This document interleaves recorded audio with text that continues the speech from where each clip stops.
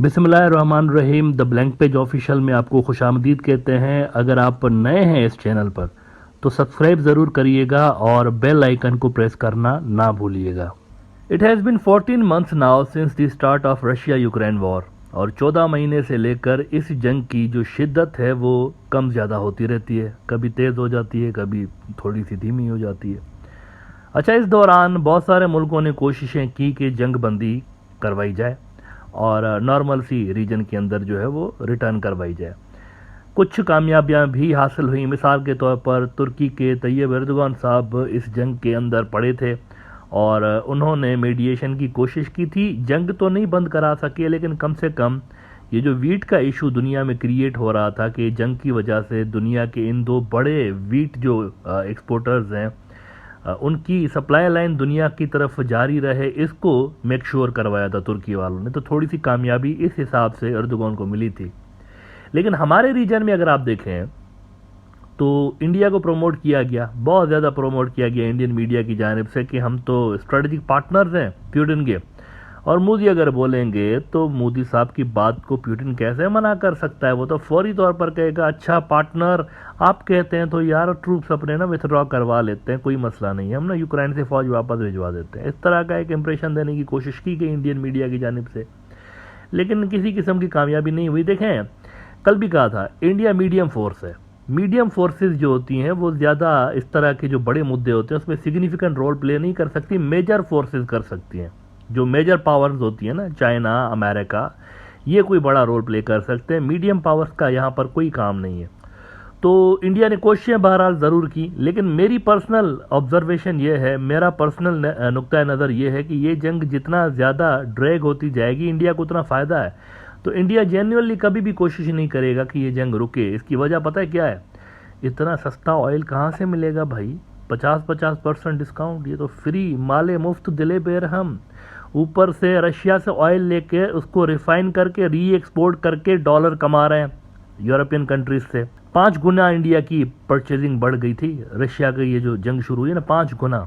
तो इतना तो इंडिया की डिमांड ही नहीं होती और ना ही इतनी स्टोरेज है। तो ये ऑयल सारा कहाँ जा रहा था? ये ऑयल जा रहा था यूरोप, और इंडिया वहाँ पर अपना मार्जिन रखे और बड़े डॉलर्स कमा रहा था।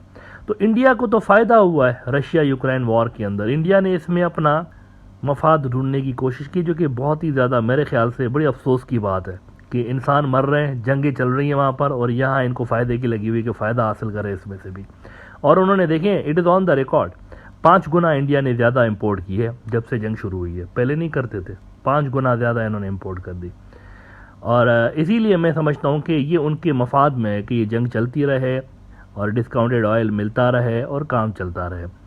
लेकिन चाइनीज़ शुरू के 14 महीने अगर आप देखें तो बड़ा इंटरेस्ट के साथ इसको देखते रहे। उनकी हमदर्दियाँ, उनकी सपोर्ट जाहिर सी बात है उनके स्ट्रेटजिक पार्टनर रशिया की तरफ थी, लेकिन गहरी नज़र रही चाइना की इस मुद्दे के ऊपर।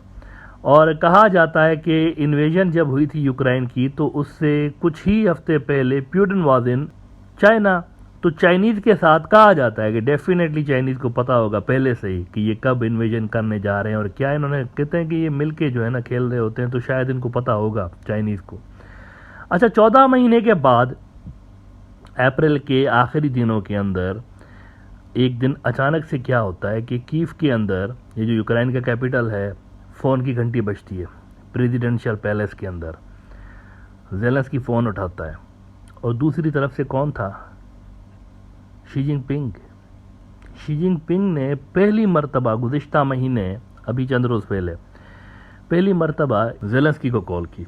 अब उसमें क्या क्या बातें हुई हैं, बहुत सिग्निफिकेंट बातें सामने आ रही हैं इस वक्त जो मीडिया में रिपोर्ट्स आ रही हैं। लेकिन पहले मैं ज़रा आपको इंडिया का तो वो बता दूँ ना, वो रेफरेंस देना बड़ा ज़रूरी होता है। हमारे बहुत सारे भक्त हज़रात नाराज़ हो जाते हैं कि आप प्रोपेगेंडा करते हैं, तो रेफरेंस देना बड़ा ज़रूरी होता है कि इंडिया ने थोड़ी बहुत कोशिश की लेकिन नाकाम रहे।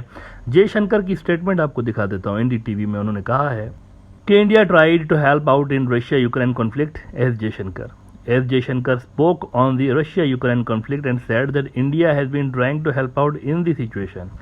हमने कोशिश बड़ी की, सफलता नहीं मिली।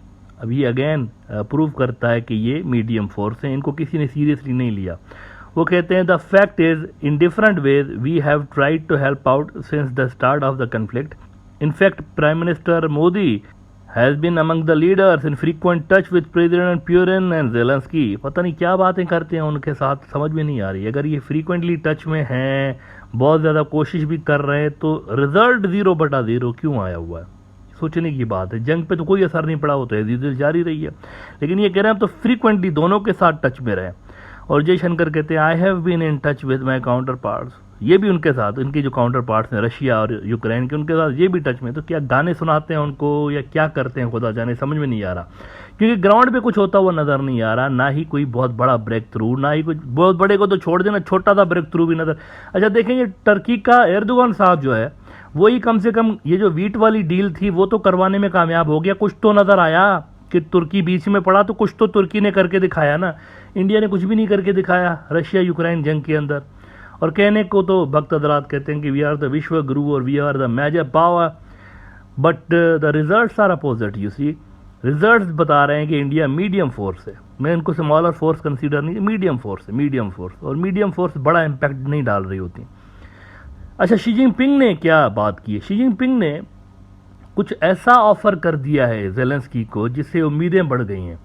और शी जिनपिंग ने कुछ ऐसा ऑफर किया है जो कि बाइडेन कभी भी ऑफर नहीं कर सकता। बाइडेन अगले 10-20 साल भी ऑफर नहीं कर सकता। ऐसा कुछ शी जिनपिंग ने अपने आस्तीन से, वो कहते हैं ना ट्रंप का पत्ता, वो उन्होंने खेल दिया है। और इस पे वाशिंगटन के अंदर बहुत सारे लोग हैरान भी हैं। ये चाइनीज़ ने आउट ऑफ नोवेयर एक बहुत बड़ी एक डिप्लोमेटिक कार्रवाई उन्होंने डाल दी है और इस पे उम्मीदें बढ़ भी गई हैं। अब वो क्या ट्रंप का पत्ता है, इस पे मैं ज़रा आपको ABC न्यूज़ दिखाना चाहूँगा।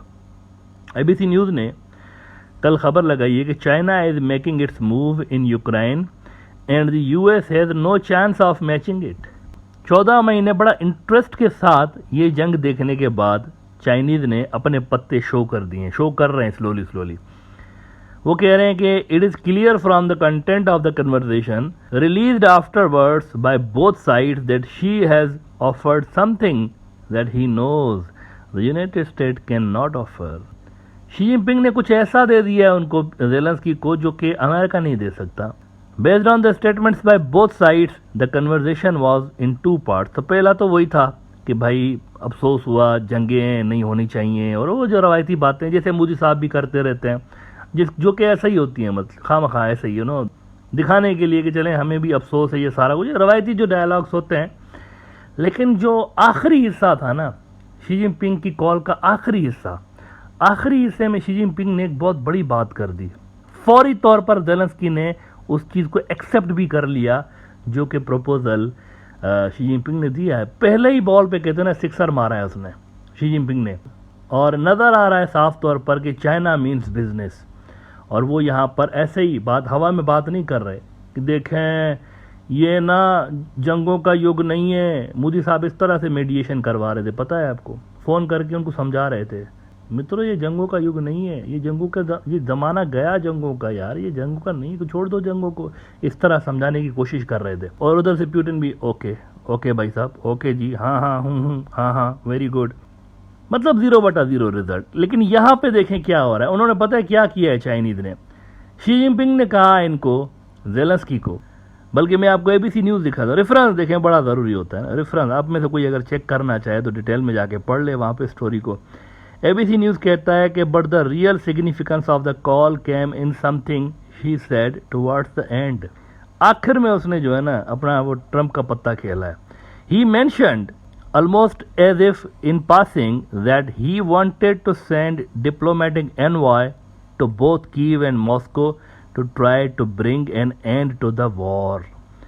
चाइना कहता है कि हम बीच में पड़ रहे हैं और हम एक अपना डिप्लोमेट आपकी तरफ भेज रहे हैं, एक भेज रहे हैं मॉस्को, और जंग बंदी की यहाँ पर हम कोशिश कर रहे हैं। दोनों मुल्कों को यहाँ पर सीज फायर के लिए एग्रीमेंट्स करवाने की हम कोशिश कर रहे हैं। ज़ेलेंस्की फौरन मान गया, उधर ही मान गया वो। ज़ेलेंस्की ने कहा मोस्ट वेलकम, आ जाइए, मोस्ट वेलकम। और रशिया में किसको भेज रहे हैं चाइनीज़? आप जानकर हैरत होंगी आपको कि रशिया में किसको भेजने वाले हैं चाइनीज़? अपना जो रशिया के हवाले से सबसे बड़ा इनका डिप्लोमेट है ना, सबसे बड़ा डिप्लोमेट, जो कि रशिया का यूँ समझे कि सारा सिस्टम उसकी उंगलियों पे है, उसको सारा पता है रशिया में कौन कहाँ पे पोस्टेड होता है, किसकी चलती है किसकी नहीं चलती, पुतिन के साथ कौन अच्छा है, सारा उसको पता है उस बंदे को। तो शी जिनपिंग वहाँ पर भेजने वाला है ली हुई को। ली हुई वो बंदा है जो कि रशिया के अंदर चाइना का एम्बेसडर रह चुका है।